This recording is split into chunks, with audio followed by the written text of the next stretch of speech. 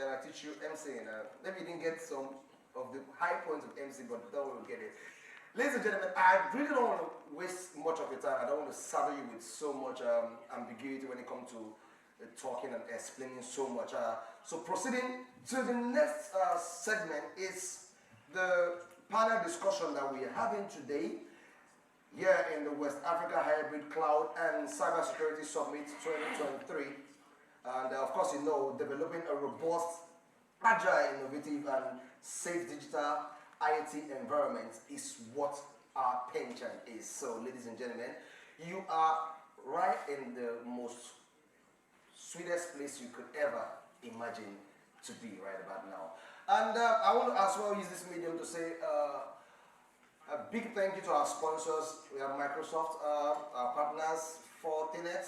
We also have our partners, Manage NG, Huawei, our Chinese partners. Thank you so much for believing in us and doing this with us. And also Oracle. Also, we have acronyms. They are all our partners and they've been doing this with us all along. And it's really a pleasure having such partners and having such people to partner with us. So, going forward, ladies and gentlemen, I want to bring up to this podium a man I've read a bit about, and I was fascinated by his personality, and I deem it fit to share with you so you understand the next segment and how important it's going to be with this personality I'm about to introduce. The next segment actually is the panel discussion, and it focuses on return on investment with cloud, application, and infrastructure. And to push us in the heights that we should soar in with this is a man I must confess I love so much, and I want you to just hear one or two statements about him. He is not other than Dr. Raphael Akangbe, an accomplished digital health, informatics, and information management consultant and lecturer with over 20 years experience, both in healthcare system and higher institution of learning locally and internationally. He is efficient at his job that is considered as digital health pathfinder. Raphael has the ability to take unhealthy portfolios and transform them into healthy and striving ones. Because of his skills, Raphael can make a productive and long-lasting result for high-level clients. Ladies and gentlemen, like I said before, the next is the panel discussion, and we have so many other panelists in this segment, but to push us and give us a vivid introduction of every other panelist, I have the distinguished privilege to make welcome none other than the Assistant Director, Data Protection Officer, Lagos State Ministry of Health. He is a man of timber and caliber, none other but Dr. Raphael Akangbe. Please, ladies and gentlemen, help me put your hands together for Dr. Raphael Akangbe as he makes his way up here to spearhead this next segment. Thank you so much. My doctor, sir, God bless you. Thank you so much for coming. Please help me make welcome. I would have given us brief, so brief about the other panelists, but because of time, I'm trying to be very, very careful so we don't have running out of schedule. So please just help me acknowledge these individuals because they are all wonderful individuals. They've been doing so marvelously well in their field of endeavors, and they are here today to share what they have with us. Please, ladies and gentlemen, if your hands are not too busy and you're not feeling too lazy, help me make welcome the innovation specialist at International Rescue Committee personality. He is none other but Mr. Silvanus Justice. Please help me make welcome Mr. Silvanus Justice as we make his way up to the panel. Thank you so much. Thank you so much. I must confess, I love the way you're looking. You're looking African. Thank you so much. Welcome, sir. Also, ladies and gentlemen, joining us in this segment is none other but the Senior Enterprise Architect of Agence des Systémes, the information at do. Numerique is Benin. Did I get it right? If you ask me what I just said, ladies and gentlemen, I do not know. But I know I said something. But distinguished ladies and gentlemen, help me make welcome none other but Mr. Tantchonta M'PO. as he makes his way up here. I must confess, your name is outstanding. I love your name, sir. It's so spiritual. I felt like I was speaking in tongues, actually. Mr. Tantchonta. Thank you so much, Mr. M'PO. Thank you so much for honoring our invitation. God bless you.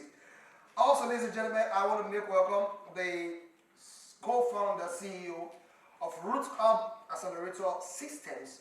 Is none other but Mr. Tony Onuk. Please put your hands together for Mr. Tony Onuk as he makes his way up here, joining our panel. And the last but not the least on my list is a man who is known as the Snr Cloud Engineer with Moneta Technology Ltd. He is a very, very handsome man from what I can see, and he is none other but Mr. Ibukun Ogundare. Please help me make welcome Mr. Ibukun Ogundare as he joins us in this panel. Thank you so much. You look so Ibukushous.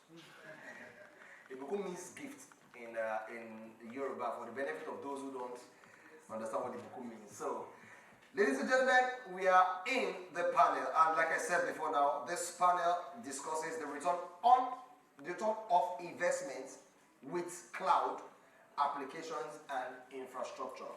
I have the privilege to hand this segment over to my very profound Dr. Raphael Akangbe. Thank you so much, sir. God bless you, sir. Thank you very much, Mr. MC. Please let us put our hands together for Mr. MC once again. Thank you for that good job. Once again, I want to really use this platform to appreciate West African Hybrid Cloud and Cybersecurity Summit 2023 team for the wonderful job. And to go straight to the point, we have this panel discussion on return on investment with cloud application and infrastructure. Just as you have heard their names, we have experts in the house that can really, deal with the questions we have concerning this matter.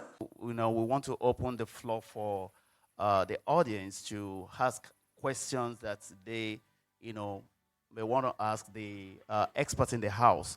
Now, we all know that West African is really thriving to meet up with the developed world, and when it comes to the aspect of return on investment, we still need so much hands to support us, to help us in this part of the world. And this is one of the reasons why we have this expert in the house to discuss on very important matter that we are going to start right away. Just as we have been, we have said we have Mr.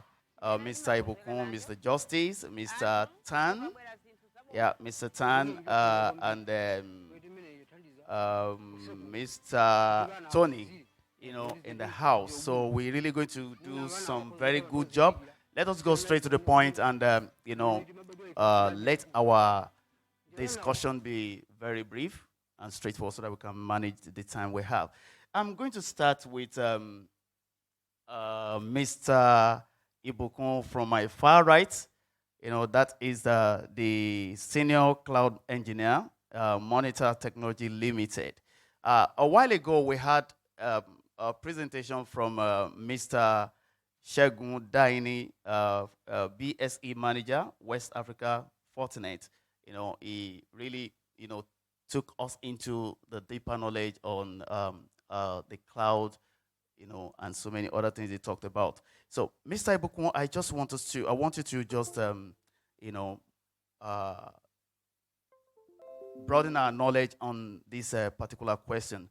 What are the challenges that you think is facing return on investment with cloud infrastructure in West Africa, and how do you think this can be resolved? Thank you, sir. Good afternoon, everyone. My name is Ibukun, and I'm glad to be here with you. So to answer the question, or before I'm going to answer the question, just let me give a brief, overview on the focus of our discussion right now. So what is ROI? ROI is what everybody knows here. It has the, financial metrics of, when you compare your investment with your costing. So which means you're trying to probably create a business or you're trying to invest in something, what do you get back in return? So that's what we're looking at here with ROI. So what is ROI in context of cloud? This means, you want to deploy a cloud solution. What does it cost to even deploy it? What is it going to cost on the long run? Because it's one thing to deploy a cloud solution. It's another thing to know that, are you going to be running in debt in the next 2 months, in the next 3 months? Can you sustain it? Because we have a lot of tools right now. We have AWS, we have HP Cloud, we have the Huawei Cloud, a lot of them, Microsoft. So this ROI is a very important discussion for every one of us here. Because, I've had a client, I've had a customer talk about, that is just building an MVP, incurring a cost of $1,000 a month. That's ridiculous. And this is just a product that is not even in production yet. They're still coding. This is literally something you can use Heroku, free trial, and just pay nothing. So this is the focus of our conversation here, and I would love for us to, gain a lot from this. So to answer your question, sir, what are the challenges we're facing? Permit me, please. I'll be making reference to a lot of personal experiences. The major problem that we have with, ROI with cloud right now, I could talk about government, policies, this and that. But one of the major problem is needs assessment. For businesses, we do needs assessment for businesses because we believe it's a business. We bring business analysts and just let them do it. But when it comes to cloud, we just give our, applications to software developers. And software developer, because you're a software engineer, does not mean you know cloud solutions. So a software developer, just go ahead and probably use a managed tool on AWS or any other tool that we can, look at. And a lot of these products, there is a billing, there are guidelines before you can use them because you're going to run into debt. It's pay-per-use. Imagine maybe you have a software product as an MVP that is still under production. You don't need more than T3 products on AWS, for instance, which is probably free for the entire year. But then you go ahead to deploy a C4. A C4 large could cost you probably $5 per day. This is ridiculous. So the needs assessment is very important. If you as a business, for instance, you come to me, I need a cloud solution. I need to understand where you're at. Are you a small business that is just, trying to survive, or do you even need cloud at this point in time? Then I can tell you the right solution. If you needed an email service, a secure email service, do you need to use Office 365? Can you afford it? If you can't afford it, I can suggest to use Zomail. They allow payment in error. It is very key. So that needs assessment is very, very important. It's not just tied to business alone. It's important to cloud. So that's why it's important you consult with cloud solutions architect and let them know this is what I'm trying to do with cloud.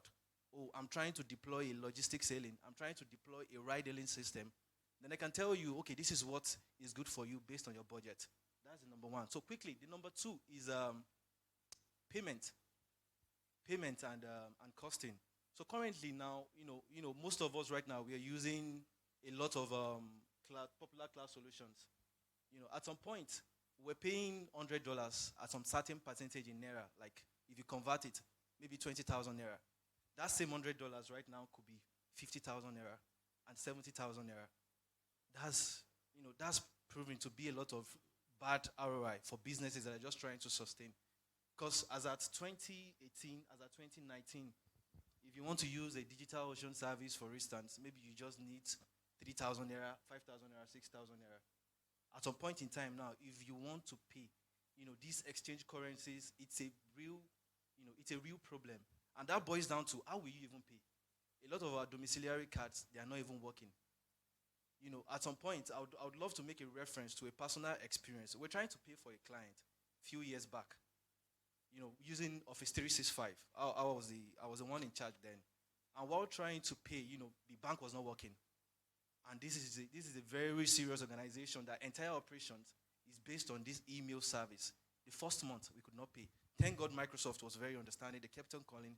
And do you know that at the end of the day, they had to, forfeit the amount and be like, oh, we are sorry. They took responsibilities for the fact that we couldn't pay with this card. And they had to offset the amount for us.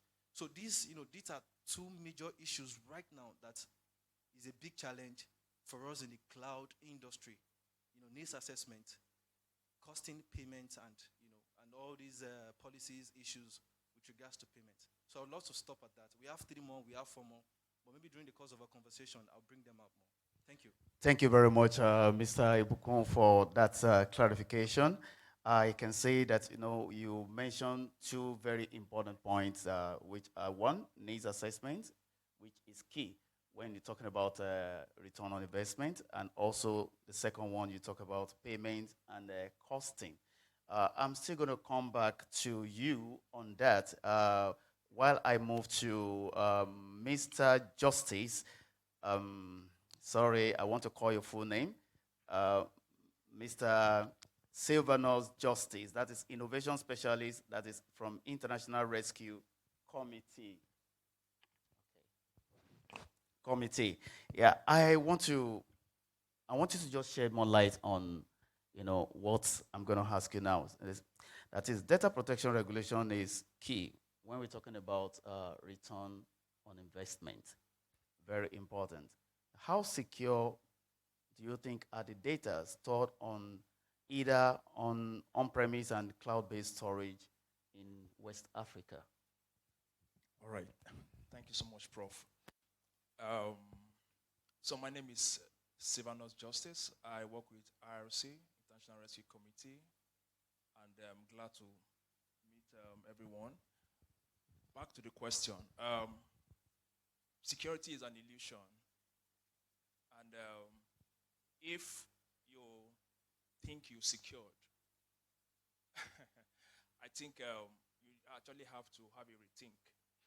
If we can go back to the question asked by Mr.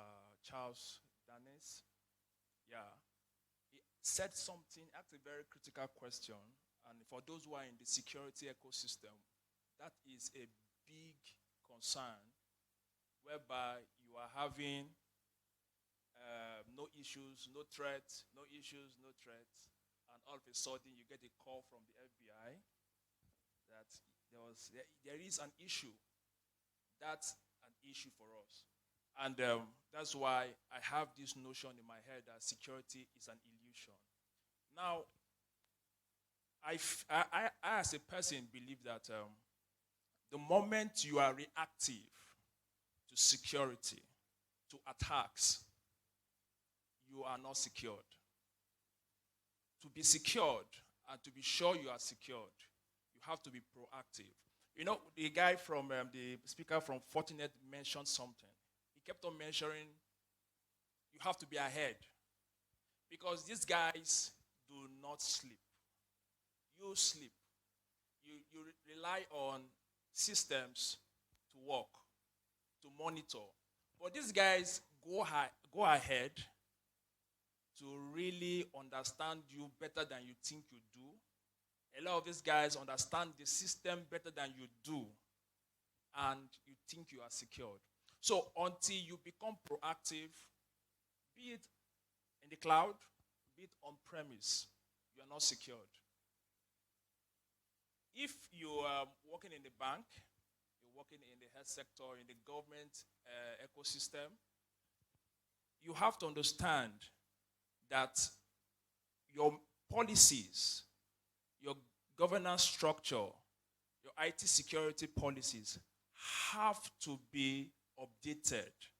You need to understand what is happening in the world. Because if you just sit, so I don't believe that you allow machines to do all the work. No. You should play critical part in ensuring that you are actually secured. Thank you. Thank you very much. Let's put our hands together for Mr. Justice for that response. I can pick from a few things you said here. The first one that you mentioned, you said security is an illusion. And I will still want you to buttress on that, but not now. You also said something about, you said the moment you are reactive to an attack, you are not secure. That is a very wonderful statement, and definitely we're still going to come back because we know that when we're talking about data, this is the global treasure that we have now, even much more expensive than crude oil, and so it is very important we start thinking of how we can secure our data, right from personal engagement before it can be extended into the organization. So once again, I want to appreciate you for that. We'll still come back to you. I want to quickly move to Mr. Tantchonta M'PO, the Senior Enterprise Architect, Agence de Systémes de Information Edu, Numerique, ASIN, Benin. I think I tried, right? All right. Okay, we're still moving into the aspect of data. Now, data. We all know that without data, no technology can function. Without data, the issue of cybersecurity we've been talking about is nothing. Data is really the fuel, that is needed to really, get many things done, in our society today. Now, I want to ask you this question. Is it ideal to keep clients' sensitive data on the cloud storage when the cloud storage is not located within West African country? We know that, we have, many vendors that have, that are in Nigeria right now.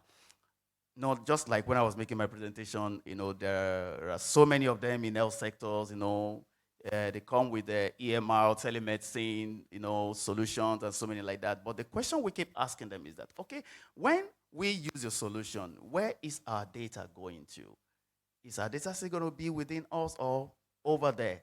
And we know how, many organizations are making a lot of fortune in data. So please, can you just, just react to that? Is it ideal to keep clients' data, client-sensitive data, on the cloud storage when the cloud is not located within West Africa?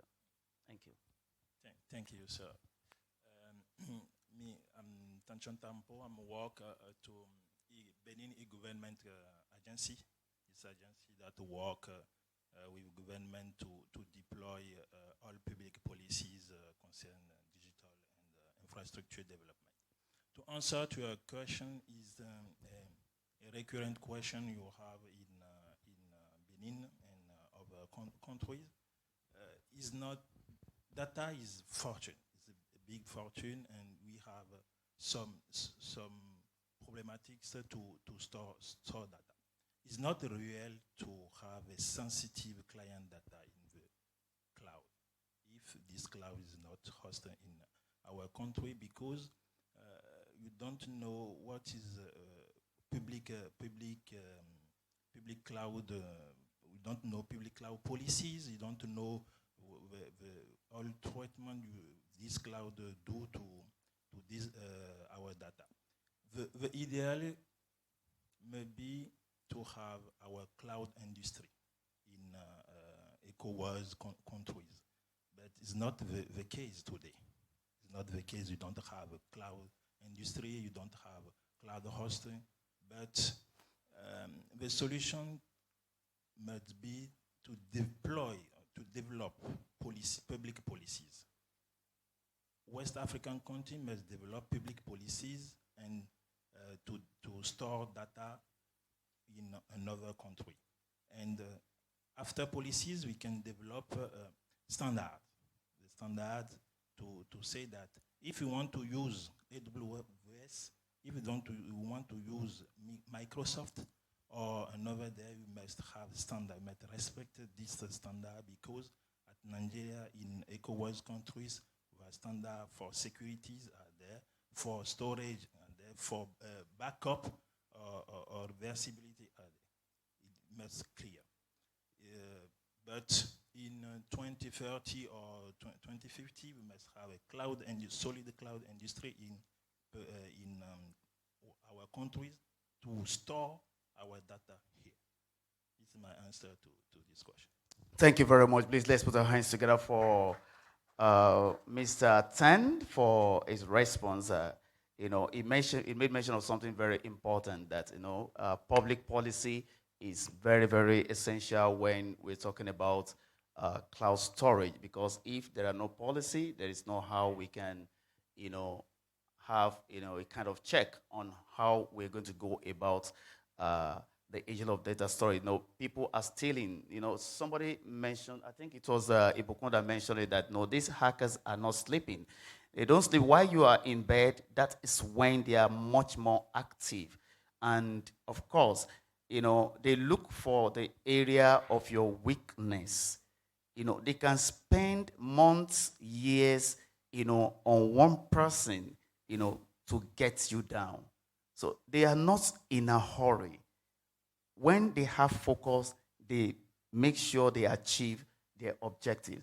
And so it is very important. An African and West African country is, I don't know, I stand to be corrected. I've not really, seen a kind of indigenous, cloud storage that we have in West Africa. I know there are companies that are operating, even here in Nigeria, that are renting services of, cloud storage system.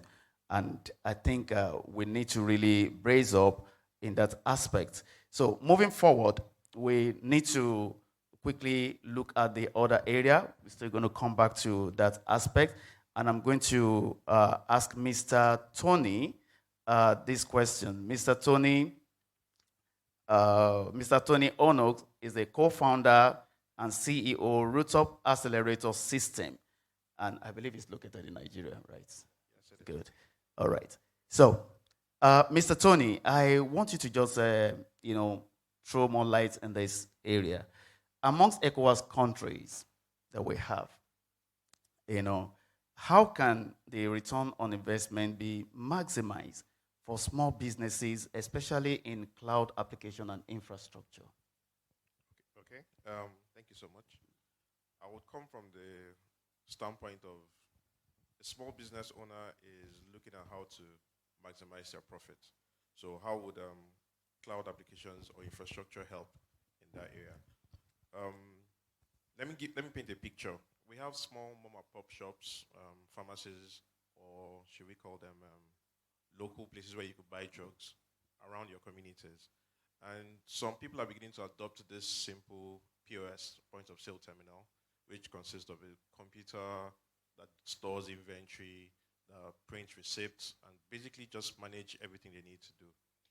But our business owner is thinking, how do I take this little system I have to the cloud so that they can monitor their platforms from wherever they may be?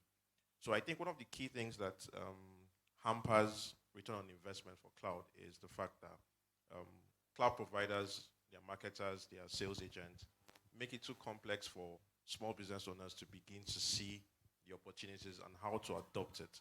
Now, what do I mean by that? A lot of times, because this conference is for basically technical people, if a business owner was here, he will be lost. He's hearing the advantages, he's hearing the disadvantages of security, and security is making him or her run away. But I believe that we need to begin to, as practitioners, begin to simplify the benefits, the advantages of going cloud to business owners in simple language. Let's allow the under the hood mechanics or the under the hood technicalities be for us practitioners. But in selling it so that businesses can begin to see that with cloud, they can maximize their profit will be a very good sell to business owners. We've done this in rural areas where we know there are challenges of internet access, power is a problem, not just in Nigeria, but also in some parts of Africa too. So we're looking at how do we bring this simple solution and help them plug into it. As simple as tools like Google Docs or Google Sheets is enough to let a small business owner know that they are structuring their businesses, but then bring in the advantages of cloud to make sure that they can now use it from wherever they may be. We deployed it for a pharmacy. The man wasn't so literate, but then he understood the advantage of the fact that having a small system, a mini server in his pharmacy, reduced theft, allowed him to understand what drugs were being sold faster, so he can begin to make preparations to order ahead of time. And from that, when he opened up another outlet, he could sit back at his head office through his tab, no longer with the system, but through his tab or his phone, and begin to see and monitor those applications real time. So now what that meant was, in doing it in the HQ, he had a mini server. In the subsequent outlet, he just had tabs. So he has helped him reduce the cost of buying systems. It has helped him reduce the cost of having multiple employees who would manage it. And that is where I feel that we can begin to amplify ROI for small businesses. Thank you. Thank you very much, Mr. Tony. Please, let's put our hands together for him. Wow. At least from your response, you said something very important. I think the small businesses are being denied of some opportunities, by this cloud storage organization because of the cost, right? So, which, I'm happy that Fortinet is here, and maybe they are really going to look into these, because I think they are going to have a whole lot of, clients in the remote part of the country. Look at the POS operators here, majority of them are just struggling. Of course, they are the main people now in Nigeria. As I'm talking about the season that we have right now, the POS vendors, they are making a lot of money, where you use your money to buy your money, right? And of course, when you try to, ask them to go into cloud, to make their business to be the same, how would they get money? They have, I think the cloud, storage company needs to really look into this very well. And Ibukun said something, when he started his discussion. He made mention of something very important: needs assessment. Very important before you want to go into anything. You need to sit down, count the cost, and see whether you have what it takes for you to be able to, proceed further. So once again, I'm happy. Fortinet, I know it's not only Fortinet. We have, quite a number of them, in the house to really look into this, and I think this business has been open to them. Thank you very much. Without wasting much of our time, I want to quickly go back to Mr. Ibukun to shed more light on what I'm going to ask him here. The question is just on what do you think are the pros and cons of return on investment in cloud application, and at what point should they be adopted, and how cost effective are they for small businesses? Okay, so the Or question. should I The make question, no, no, do it's it one? Okay. No, it's fine. The question is very comprehensive. I could go 30 minutes on it. So let's start from the pros and cons. The pros, they are limitless, like endless. Gone are the days where we have to probably, Oracle is there. So if you can Google it online, Oracle servers are very expensive. We have up to 20 million. At some point, we have 2 million, we have 3 million. That was what we were doing at some point. To even deploy a static website, you have to put into consideration your physical servers. You have to power them. You have to consider some environmental, key metrics as well. But now things are different. It means you as a small business or whatever you do, you can just, open, Oracle. Even Oracle themselves have a cloud solutions now. Microsoft, AWS, lot of options. And you can just open them and create a solution for yourself. Yes, you might need a cloud architect and, person to do it for you. But, the accessibility now has improved a lot on what we used to have. And, what that brings us to the flexibility and the scalability as well. If you as a small business, you're using a cloud resources that costs you 6 months per month or $10 per month. If as your operation grows, at some point maybe you would have to put more servers. You don't have to do that. With cloud, literally, with 2 clicks, you can scale up your resources.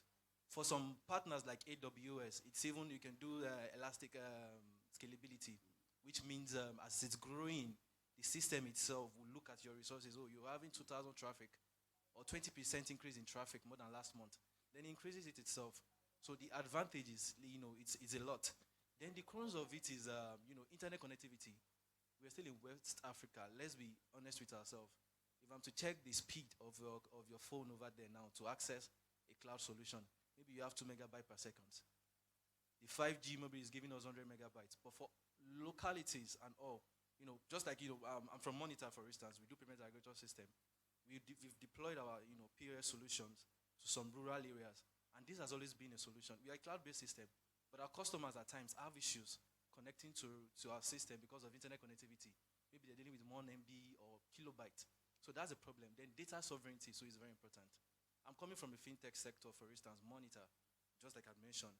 We, at some point, having acquired some CBN license, PSSP, for instance, we are required and mandated to put our solution in Nigeria. It must be domiciled here, our data. So how do you do that? I have some APIs, or we have some APIs that needs to be very, very strong, which is probably hosted in London. You can't compare a data center that is hosted in London, sorry to say, compared to in Nigeria, because they have some infrastructure that can help them and all. So data sovereignty is very important. So that means, some data have to be put here, and you have to incur some cost just to, follow some policies for fintech, just like I mentioned. Then, sorry, the second part of the question, I missed that. That is, at what point should they be adopted and so how cost effective? At what point should they be adopted? The needs assessment comes to place now. Say, for instance, you're a logistic business. You've been using WhatsApp and, to collect orders from your customers. And, going forward, your customer base is growing. You want to expand to other states. That means you have to deploy an application. What does that mean? Cloud have to come in place. You need your APIs in your server. You need your cloud resources 24/7. You need a mobile app that needs to connect to an API. So that's a typical example. You don't have to use WhatsApp again right now. You need a mobile application. You need your APIs to be deployed in the server. So as you grow, as you're trying to adapt technology, then the need for cloud resources comes to place. Then for SMEs, the last part, that how can they improve exactly costs and all. So the thing is, there's a lot of power in information.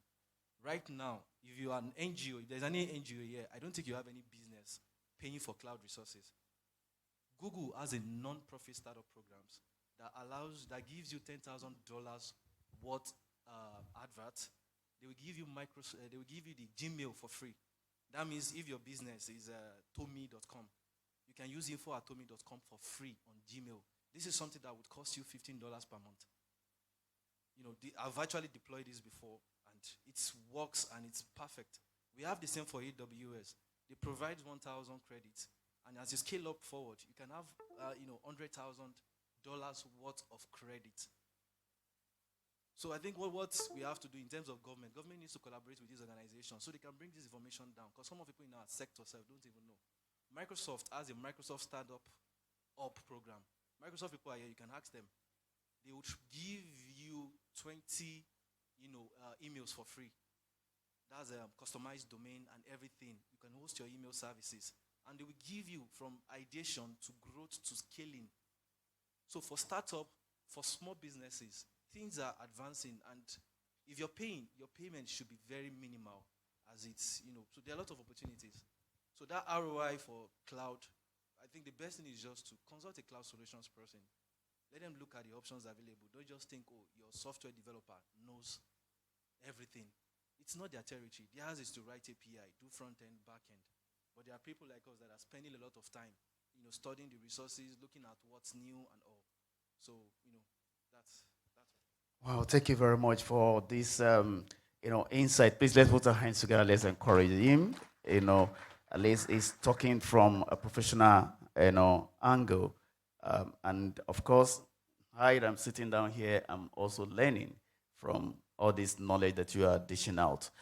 Thank you very much. I know our time is fast moving, and I will quickly move into Mr. Justice to help us to look into this, aspect.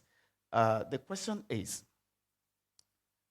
in just 1 minute, so that we can, keep our time, what can you suggest to West African governments on strategy to accelerate cloud infrastructure and application deployment to increase cloud return on investment for small, middle, and bigger businesses? All right, a quick one. So I'll just mention 3 quickly. Okay. All right, so one is more partnership. the countries in the ECOWAS region should have more partnership with the tech giants, train their people more, and provide more training opportunities like what Fortinet is doing, Microsoft, Oracle, have these trainings more available to the people. And thirdly, in 1950 in India, there was a think tank that was created. It's called the NIT Agor. I don't know if my Indian friends get it. It's called National Institution for Transforming India. I think it's about time that the ECOWAS sub-region look into creating a think tank ecosystem that will allow for capacity sharing across the borders, training opportunities for all citizens, and also better partnership across data governance structure across the state. Thank you. Thank you very much. Really appreciate your response on that. You made mention of three things, which I just quickly want to reiterate. Partnership, very strong, and also to train more people, which is still part of what we have been talking about. You know, during the first presentation, we talked about training. During the Fortinet presentation, it talks about training. And now we're still talking about training because people need to be empowered. People need to, you know, improve their knowledge in this area for them to be able to succeed in it. And the last one, you talk about a think tank, you know, creation among the ecosystem, you know, getting people. We have a lot of, you know, tech giants in the house, even here, and in different West African countries. And I think the ECOWAS need to really, you know, look into this to get these people together and see how, you know, we can develop West African countries, which is very, very important. Thank you very much, Mr. Justice, for that. And I want to quickly go to Mr. Tan. Let me just call Tan, okay? Tan, sorry. Mr. Tan, I want us to just quickly help us look into this area. There are three types of cloud formations, you know, which, you know, we have public cloud, private cloud, and hybrid cloud. Which of these can you advise as an expert, you know, the West African countries to adopt for effective return of investment?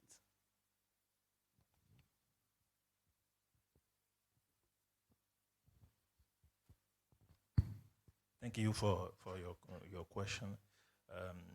To adopt a effective ROI, I think that we can use the private cloud and hybrid cloud in our country. Why? In private cloud, it is our cloud, our national cloud, or our ECOWAS cloud. But if you are a big country or national companies or national ministry, it's important to use private cloud or hybrid cloud to store or deploy your application. But it's more complicated for the small business because the ROI must be increased if he use the public cloud because we have a few cost and increase the benefit. But in conclusion, I think that ECOWAS countries must have a consortium, a think tank that define the same direction, the same strategy to empower private cloud and hybrid cloud in our country and help small business to migrate from public cloud to private cloud or national cloud. We need some consortium, African consortium, like think tank, like another no government organization to propose more action to deploy. In conclusion, I think that private and hybrid cloud are so good for Africa, but actually private cloud must increase our benefit. It's a transformation at this step. I think we can use public cloud in 10 years or 5 or 10 years, we will migrate to public cloud. Thank you very much. Let's put our hands together for this brilliant response. I made mention here that the West African countries needs to explore the public cloud, and also you mentioned the aspect of the hybrid. That is the talking about the public and the private altogether.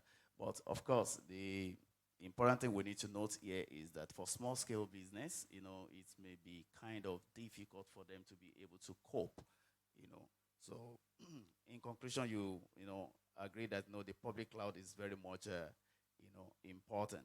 Thank you very much on that. And I just want to know if we have not exceeded the time so that we know whether we can move on. Okay, thank you very much. You see, this is a very important topic that we are dealing with. When you go into business, you expect a return. You want, profits at the end of the day. And from all the discussion we've been having earlier, it's still pointing at, you must ensure that you sit down to count the cost, make the need assessment.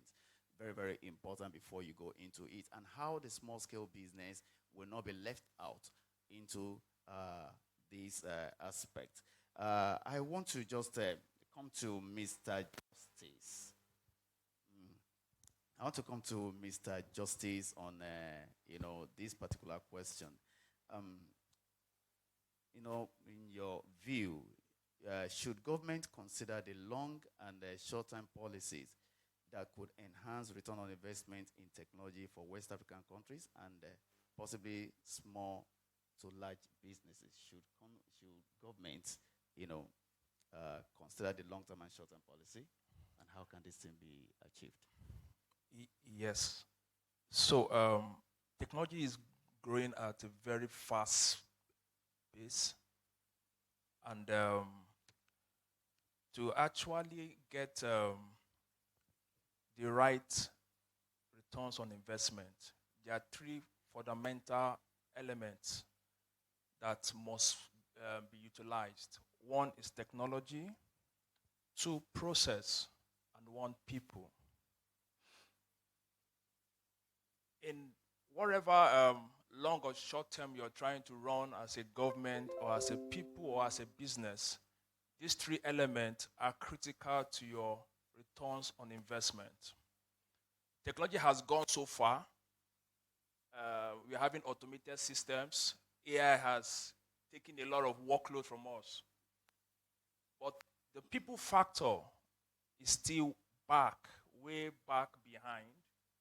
And we have come to realize that. So there was a report by SAP Africa during the week that says that we have 80% less of IT efficiency in the workplace. It tells us that technology has actually gone far ahead of us, and we, the people, are way back behind. So government should begin, especially at the state levels, like I said before, train people. We need to bring people up to speed with where technology is, especially in Africa, ECOWAS sub-region. I'm grateful to Fortinet, Oracle, Microsoft, and other, HP especially. I think I did a course with HP to see how Africans, especially in ECOWAS region, come up to speed. Because 80% is not a small figure. We are losing track of what is technology. So I believe that when we are empowered, when the government provides these training platforms for her citizens, definitely we'll be able to, like what my colleague from Benin has said, there's a need to have a data center in Africa, in West Africa. a lot of us do not. A lot of us in the ecosystem, in this ecosystem, know the implication of having your data outside where you stay. Security issues, governance issues, state issues. So I believe that when states begin to make critical effort into ensuring that people are trained in this technology, resources are given to begin to build data centers in Nigeria, in Ghana, in Benin, in Liberia, then I believe that both the long and short-term goal of technology in Africa, especially in the ECOWAS sub-region, will be achieved. Thank you.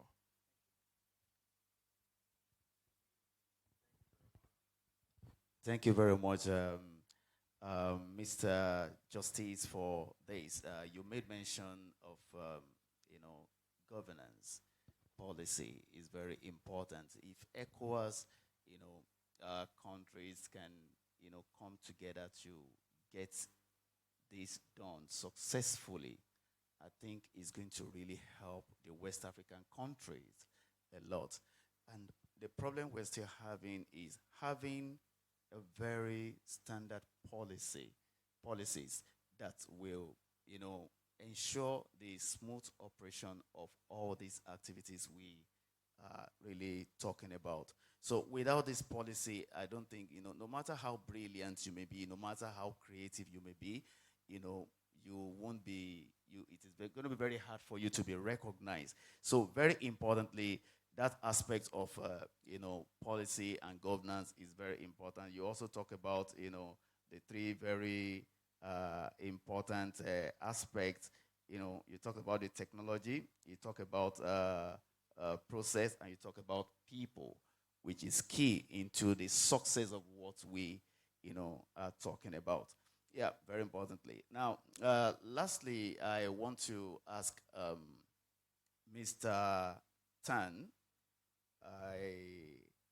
I know please, I want the audience to please just prepare your questions, and the mic will be passed across. Just ask the question, and let's see how we can respond to this question. We need to make West Africa great when it comes to this aspect, the subject matter we're talking about. We have so many brilliant, intelligent people in this house right now that can make a lot of waves in West African countries. And I believe this is a platform that is really going to go far to really bring this connection together. We have many companies represented in this place, and I think it's very important. Mr. Tan, I want you to just quickly, help us look into this aspect.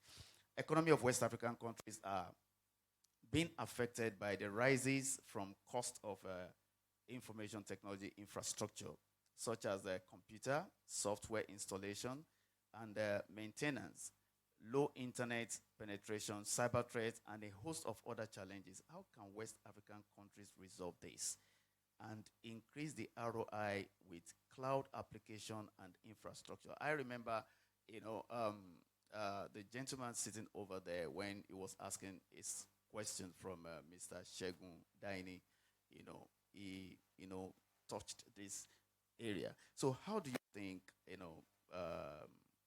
the West African countries can resolve this, issue in order to increase the ROI in cloud application and infrastructure?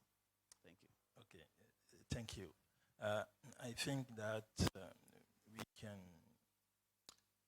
today, strategy, cloud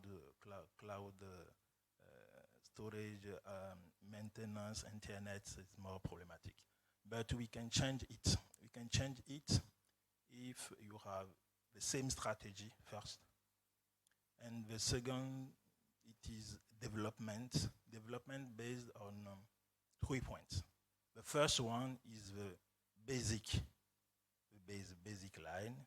The second one is enforce security, cyber security, and the third concern development, empowerment of services and training, reinforce of capabilities. For the baseline, we can develop internet network. The first internet network must be developed and build data center is the base. If you have internet and data center to store our data and decrease internet accessibility costs, we can empowerment usage and e-service usage.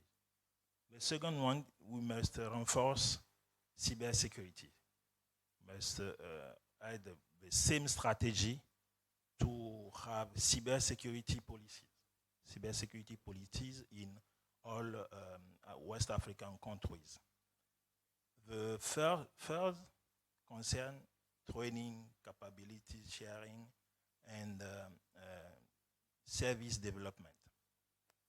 For training, we can start at school to have numeric capabilities to use phones and numeric service.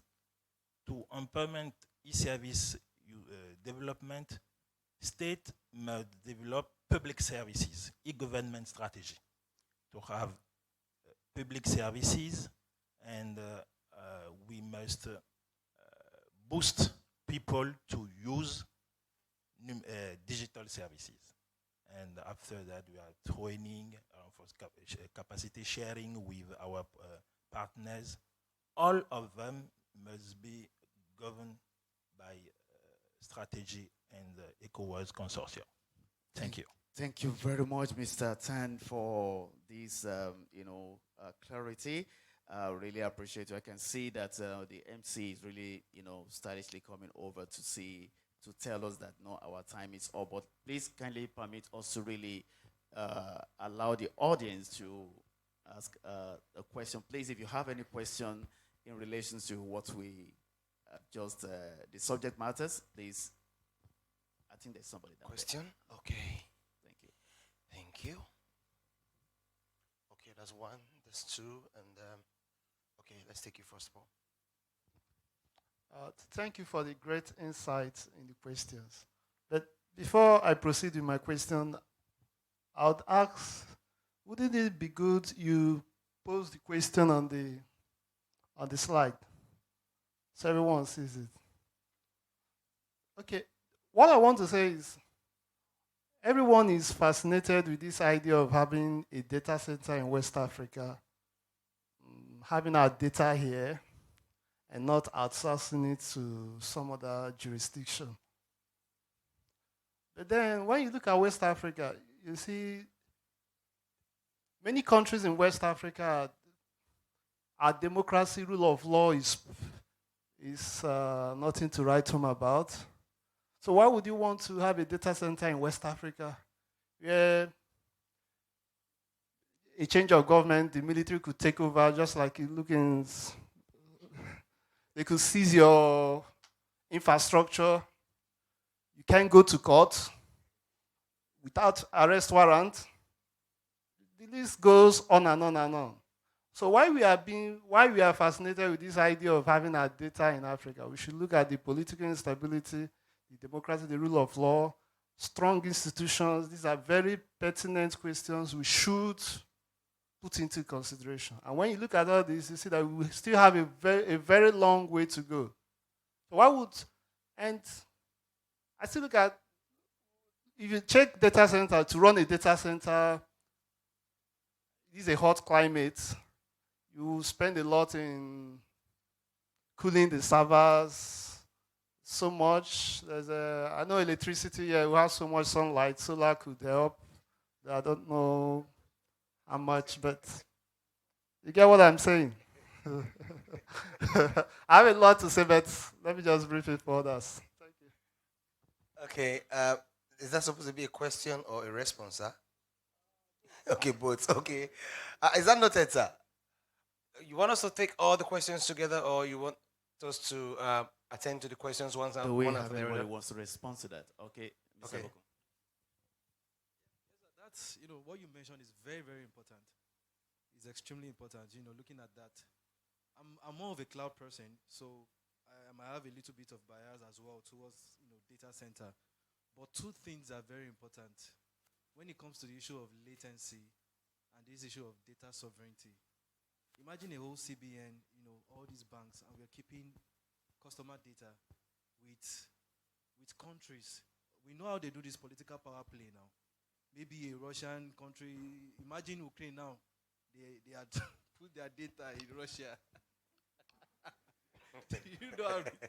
So these things are very important. Recently, AWS created a region in Lagos. The only region we had in Africa was in South Africa. And when they created the one in Lagos, I was extremely happy. And that's why, part of what I expect the government to do is, I don't think we should start, let's do the whole privatization and partnership. Let's talk with these guys now. There is Main One. There is AWS already. These guys have money. Let's talk to them. Let's see how we can deploy this solution here in Nigeria. If we can spend billions for petroleum resources, what will it take to build a dam to power cloud data center for a country? We have the money now. It's not rocket science. We are not building NASA. We are not building NASA, for God's sake. It's just servers and data and all. So so the issue of latency and this whole data sovereignty is still putting us that edge towards physical data centers. Okay. Thank you very much, IBK. Thank you so much, Ibukun. There's a question here. Thank you very much, and thank you for the knowledge and the insights. So my questions are two. First, what are the basic cyber security compliance regulations to consider while migrating to cloud? And secondly, what can be done to retain the experts and trainees for in traveling abroad to explore their knowledge? How can we get them retained after training them, considering the economic crisis we are experiencing? Thank you. Do you mean Jackpa? You mean the Jackpa move, the Jackpa syndrome? My brother, you just said it. We know, we are aware. Jackpaing. So do you need him to reiterate the question, or you were good with it? While they are contemplating on who is answering, this section is actually going to end by 2 o'clock. So please, let's. Okay, so I will take the second part of the question, which is training. Our company focus mainly on training, and one of the key things that we do is, apart from in-demand job areas, cybersecurity and cloud computing is a necessity. Now, I'll reiterate what Ibukun said. Information is key, and there are lots of training programs. Some of them are actually free. Scholarships are flying everywhere where you can learn, and we've gone to that age where you don't necessarily need to travel from point A to point B to access knowledge.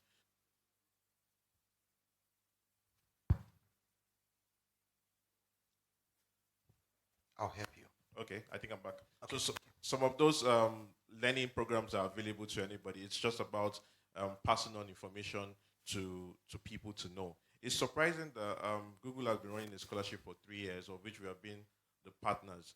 But every time we try to put out information about it, we try to let people know about it, it always comes back to, oh, I didn't hear of this, I didn't put this in mind. So the question should now be, what are we focusing our attention to? So it's possibly, like the MC said, is it a jackpot opportunity, or is basically because you want to learn and be able to be placed in positions that are available?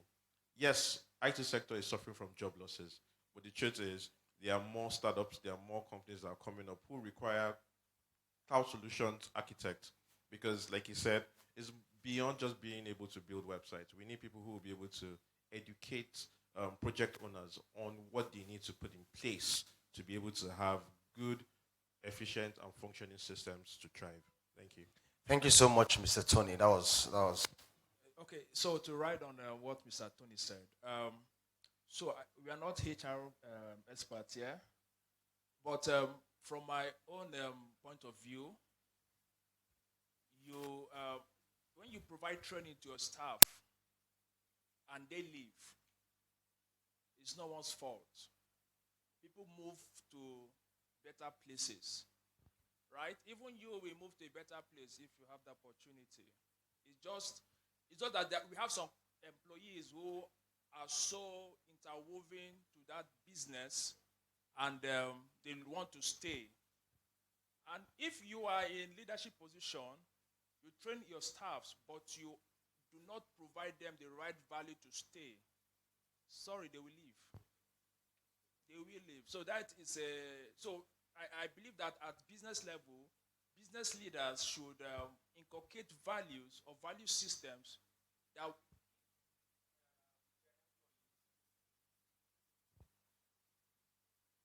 Okay. Maybe I should give you this mic. Yeah.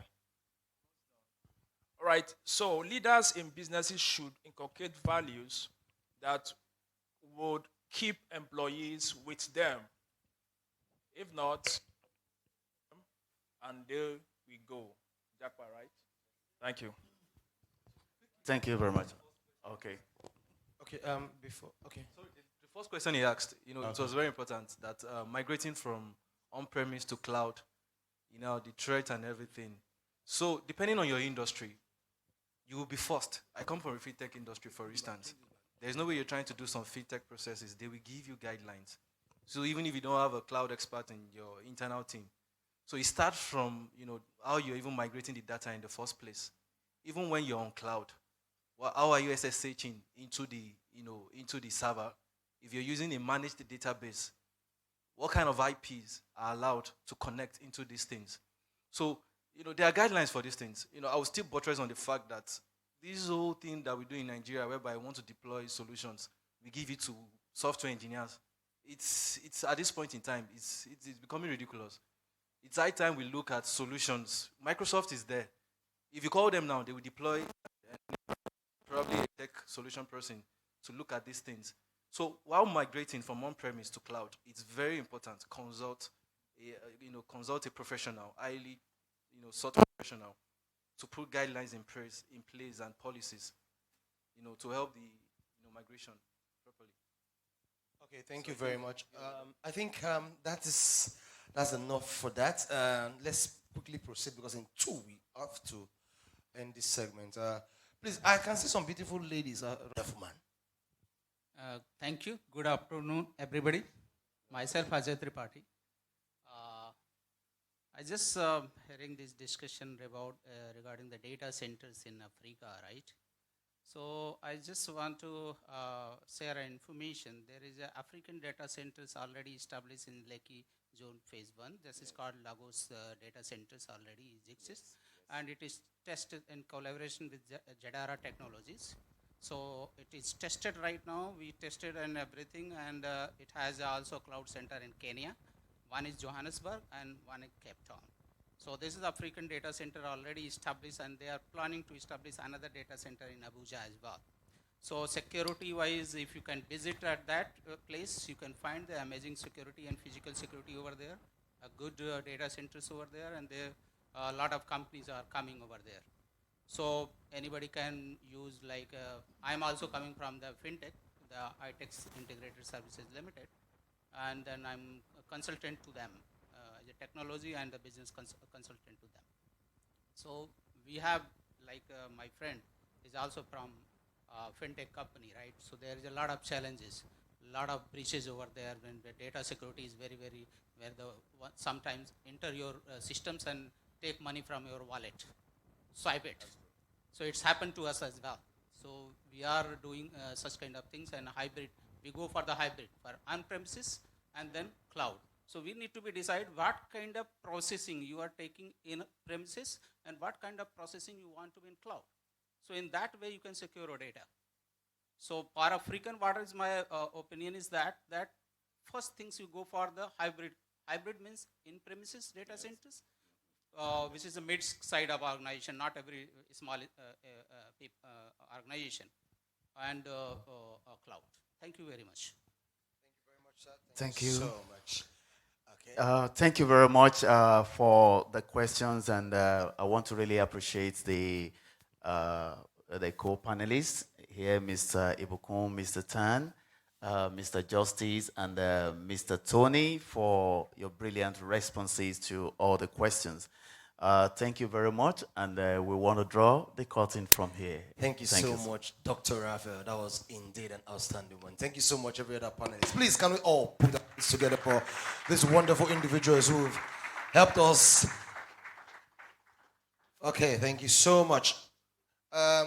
Yes, we are still in the West Africa Hybrid Cloud and Cybersecurity Summit 2023. And I need no soothsayer to tell me you are enjoying yourself. So many wisdom has been displayed here today. We are still enjoying sponsorship from our partners, Acronyms, as well as Fortinet. We still have Oracle in the building. And of course, our partners, Alex Packard Enterprises. We also have our partners, Microsoft. Of course, Huawei Cloud is also one of our lovely partners, and not leaving out Managed Engine, one of our outstanding partners as well. So, ladies and gentlemen, before we proceed, I want to quickly say this. A program like this, please, when you want to take it to Benin, be very careful. I want to talk to Oracle. Oracle and Cloud. The last time I told my grandmother of blessed memory that I want to take my stuff to the cloud, she asked me again, which cloud? The one in Siloko Road or Ring Road? Because you know anything about Benin City, it's always hair. So when you're talking about cloud, it's not your cloud. It's the cloud. That cloud that we operate in the night. So when you are going to Benin, please emphasize, let them know that we are talking about cloud, not cloud. Then number two, somebody told his mother in Benin that he wants to go and study Oracle.